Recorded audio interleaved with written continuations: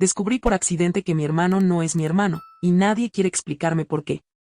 Siempre pensé que la peor traición venía de los enemigos. Hasta que descubrí que mi propia familia me había mentido toda la vida. Tengo 17 años y esto pasó hace un mes. Vivo con mis padres y mi hermano mayor, Marcos, que tiene 24. Siempre nos llevamos bien, aunque últimamente él ha estado raro, más distante.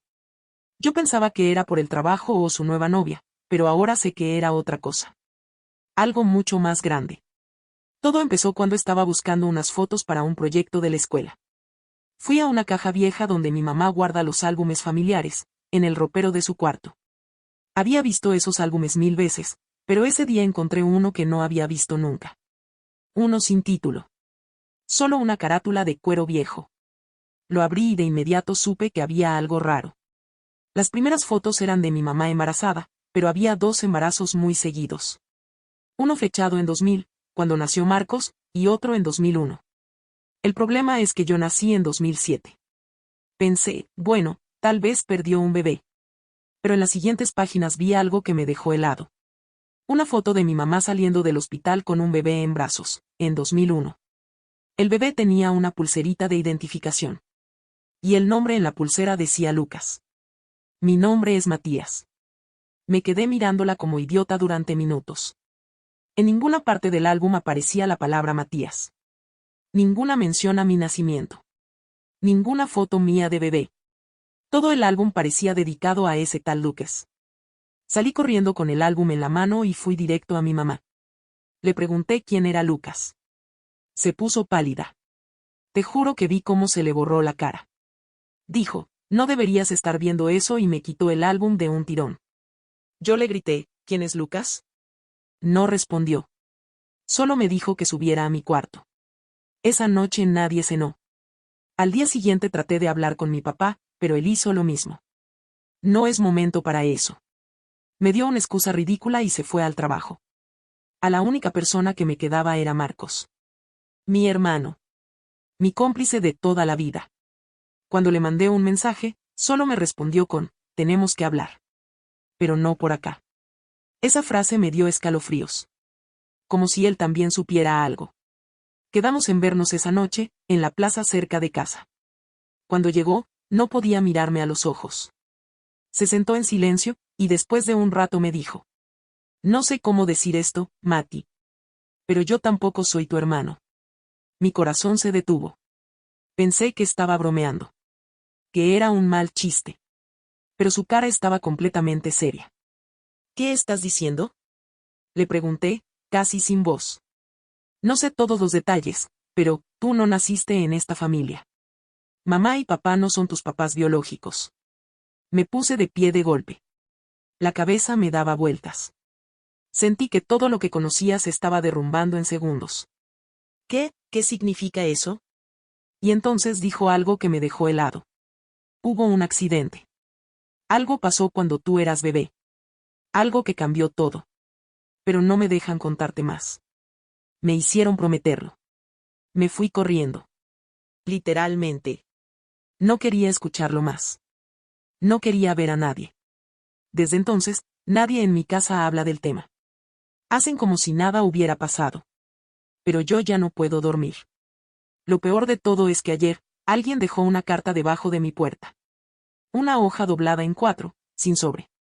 Decía: tu nombre no es Matías. Y lo que pasó en 2007 fue culpa de ellos. No hay firma. No hay nada más. Solo eso. No dormí nada esa noche. Me pasé horas mirando esa nota una y otra vez, tratando de descifrar quién la dejó. Tu nombre no es Matías. Y lo que pasó en 2007 fue culpa de ellos. ¿Quiénes eran ellos? ¿Mis papás? ¿Mi hermano? Y lo más perturbador, ¿qué carajo pasó en 2007? Yo tenía solo unos meses ese año. Y hasta donde sé, todo era normal. Pero ¿cómo puedo confiar en algo si toda mi vida fue una mentira? Al día siguiente, fingí estar enfermo para no ir al colegio. Necesitaba tiempo. Esperé a que mis padres se fueran a trabajar y me metí otra vez en su cuarto. Busqué el álbum, pero ya no estaba. Revisé todo. Cajones, placares, hasta el entretecho. Nada. Entonces se me ocurrió otra cosa, los papeles. Sabía que mi mamá guardaba todos los documentos importantes en una caja metálica con llave. Encontré la caja donde siempre había estado. Lo que no esperaba es que ya estuviera abierta. Había certificados de nacimiento, escrituras, pasaportes viejos, cosas normales. Pero al fondo, casi escondido, encontré un sobremanila que decía Hospital Municipal, año 2007. Lo abrí temblando. Había una copia del acta de nacimiento. Pero no la mía. Era de un bebé llamado Lucas Emanuel Torres, nacido el 14 de marzo de 2007. Esa es exactamente mi fecha de nacimiento. Pero el apellido no era el mío. Y los padres anotados eran dos personas que no conocía, una tal Verónica Díaz y un Ramiro Torres. Mi respiración se detuvo. Literalmente. No sabía si estaba teniendo un ataque de ansiedad o si me estaba volviendo loco. ¿Soy Lucas? ¿Mis papás me robaron? No quería sacar conclusiones sin pruebas, así que tomé fotos de todo con mi celular y cerré la caja como si nada. El resto del día lo pasé buscando en Google los nombres de esos supuestos padres biológicos. Nada. Ni una red social. Ninguna mención. Como si no existieran. Pero justo cuando estaba por rendirme, encontré un viejo artículo de periódico online. Un boletín local, de esos que nadie lee. Era de octubre de 2007 y el título me dio un escalofrío. Misteriosa desaparición de bebé recién dado de alta en Hospital Municipal. No lo podía creer. Era sobre Lucas Emanuel Torres, el mismo nombre y fecha de nacimiento del documento. Según el artículo, Verónica y Ramiro eran una pareja joven del interior que había tenido a su primer hijo en un hospital de la ciudad. 2 días después del parto, el bebé desapareció de la habitación mientras ella dormía. Nunca encontraron pistas. Nunca hubo un sospechoso. El caso quedó archivado. Cerré la laptop y sentí que se me aflojaban las piernas. ¿Soy ese bebé desaparecido? Entonces me sonó el celular. Era un número desconocido. Contesté, con la voz temblorosa. Una voz de mujer me dijo, casi susurrando. No hables. Solo escucha. No confíes en nadie. Ni siquiera en tu hermano. Estás en peligro. Ellos saben que descubriste la verdad. ¿Quién sos? Pregunté, pero ya había cortado. Me quedé helado. No sabía qué pensar. ¿Quién era esa mujer? ¿Cómo sabía que había encontrado los documentos? ¿Y por qué dijo que no confiara en Marcos? Esa noche no pude mirar a mi hermano igual. Él me habló como siempre, pero había algo en su mirada que no había notado antes. Algo que parecía culpa. Antes de irme a dormir, dejé la ventana de mi cuarto un poco abierta para tomar aire. Y juro por lo que más quiero, que justo antes de cerrar las cortinas, vi a alguien parado al otro lado de la calle. No se movía. No tenía una linterna ni celular. Solo estaba ahí. Viéndome. Corrí a buscar mi celular para tomarle una foto, pero cuando volví a mirar, ya no estaba. Ahora no puedo dejar de pensar, si soy ese bebé desaparecido, ¿entonces esta no es mi familia? ¿Y si nunca debí crecer en esta casa? No dormí esa noche. Me quedé con la luz prendida, mirando la ventana, esperando que esa figura volviera. Pero no pasó nada. Solo silencio.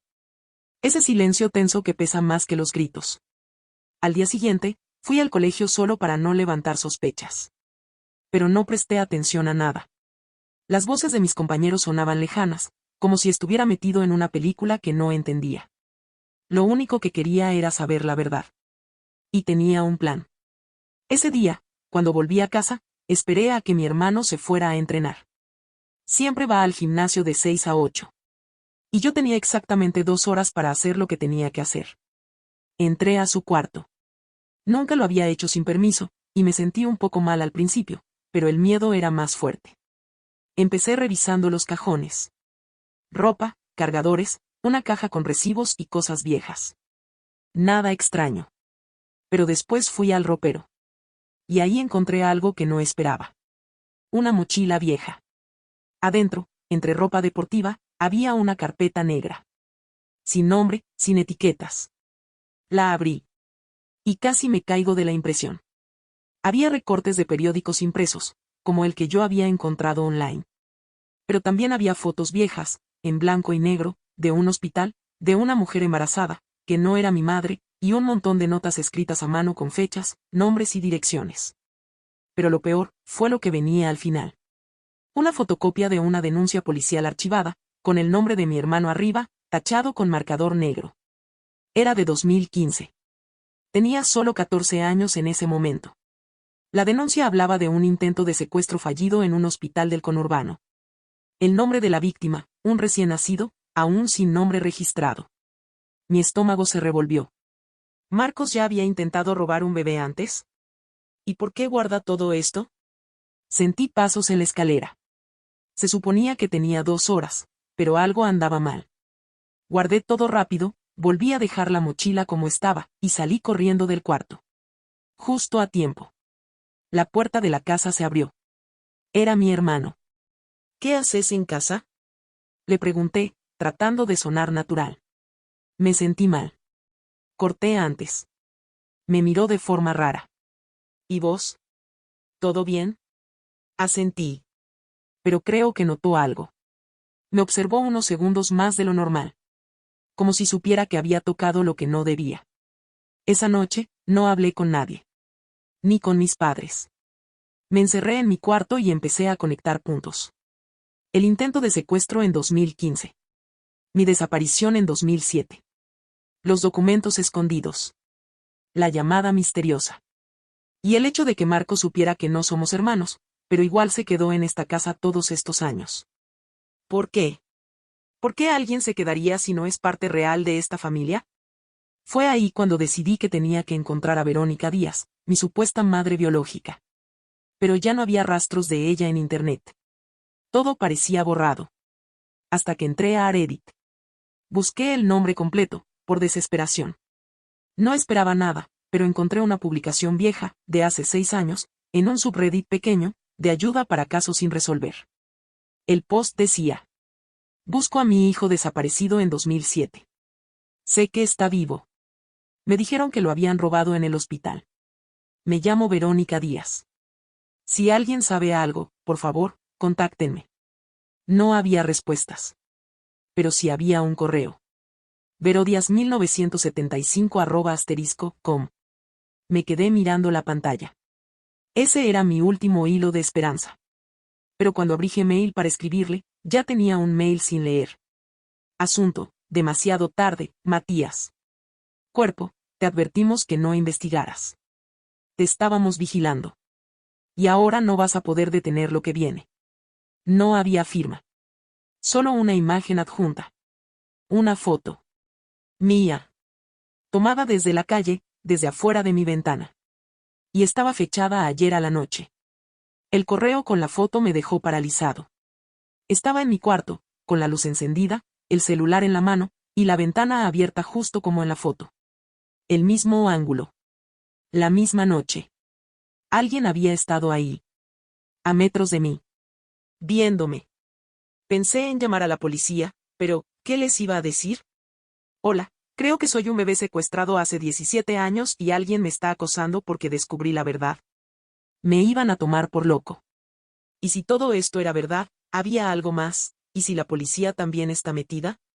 Decidí hacer lo único que podía, contesté el correo. ¿Qué quieren de mí? ¿Quiénes son ustedes? Nunca recibí respuesta. Esa noche dormí con un cuchillo de cocina debajo de la almohada. Al día siguiente, no pude más. Fui directo a Marcos. Estaba en el comedor, desayunando tranquilo, como si nada.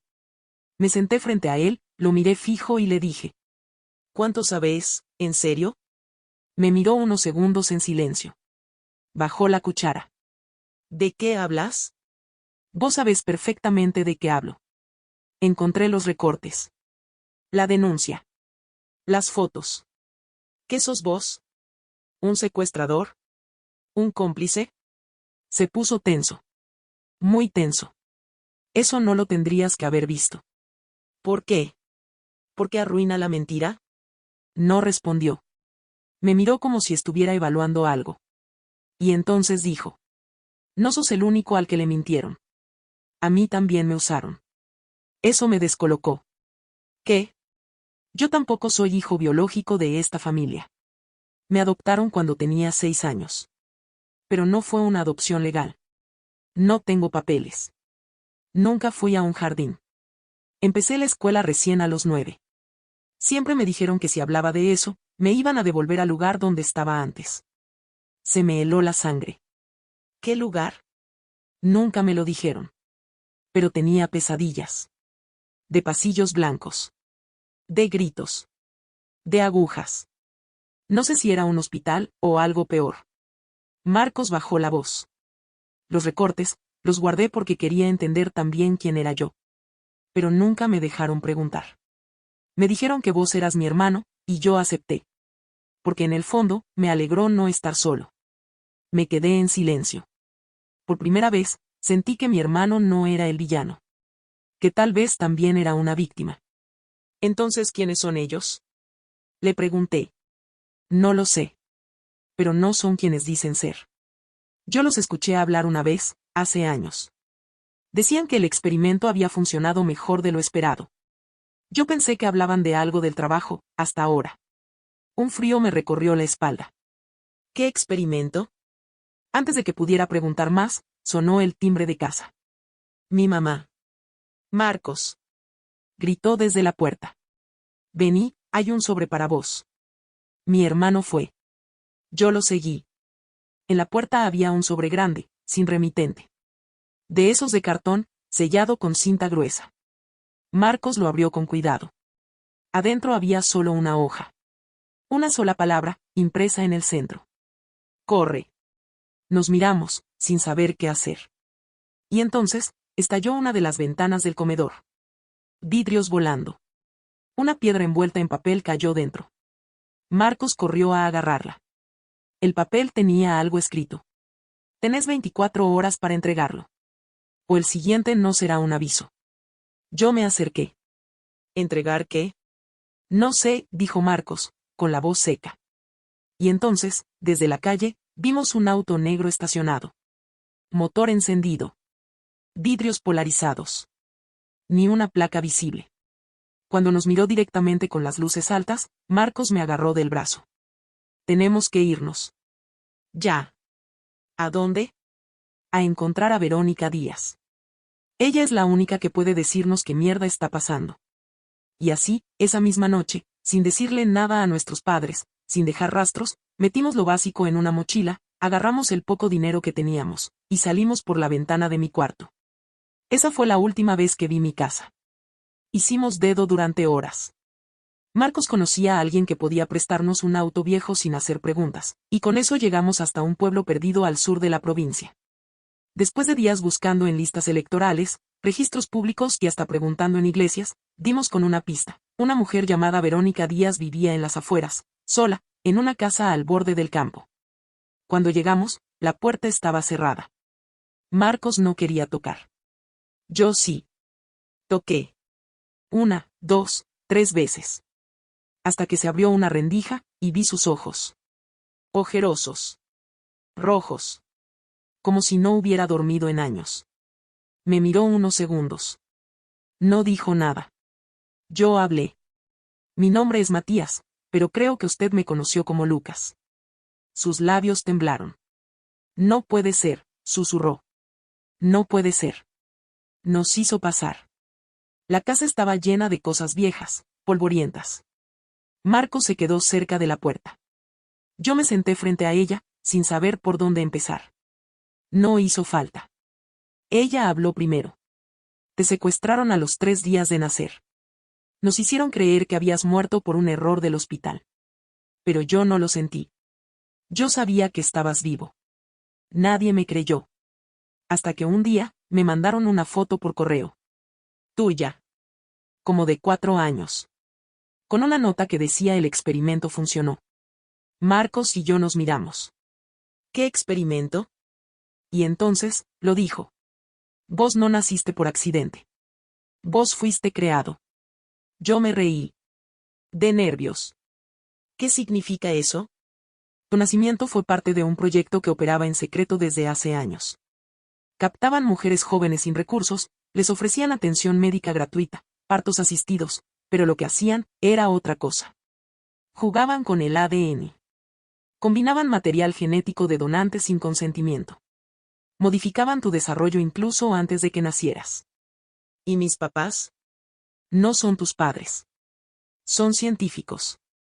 Pertenecían al programa.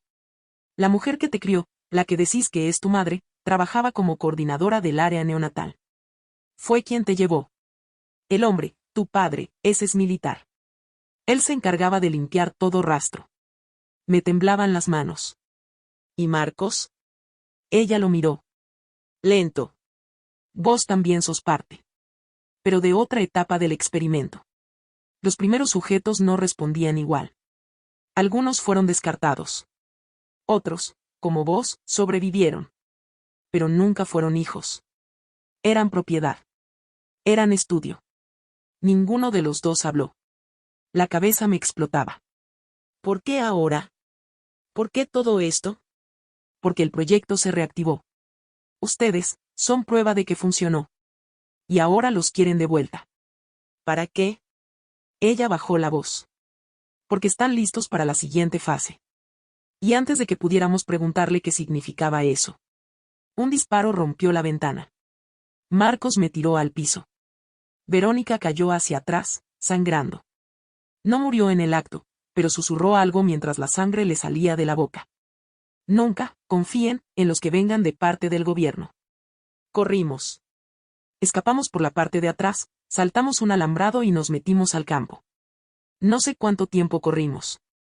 Solo sé que no nos siguieron, todavía. Ahora estoy escribiendo esto desde un cibercafé, con una identidad falsa. Marcos está en un hostal, cubriéndome. No sabemos cuánto tiempo nos queda antes de que nos encuentren. Pero si alguien ve esto, si alguien cree que está viviendo una vida perfecta y que todo tiene sentido, cuestiónenlo. Porque si a mí me sacaron desde la cuna y me hicieron vivir una mentira, ¿cuántos más habrá allá afuera como yo? ¿Y si todo esto fue solo un experimento? ¿Qué carajo viene después?